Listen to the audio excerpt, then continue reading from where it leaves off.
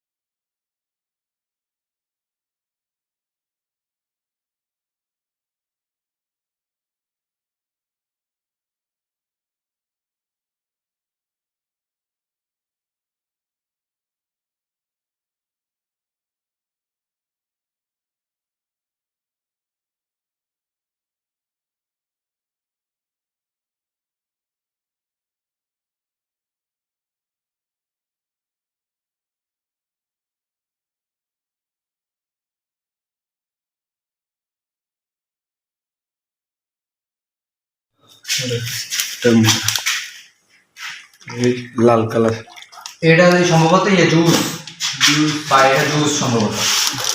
ওটা সাকি হয়ে গেছে মামা। না দুশো এটা জুস। এই দুশো ভিজে 200 এটা আর সম্ভবত ট্যাং ট্যাং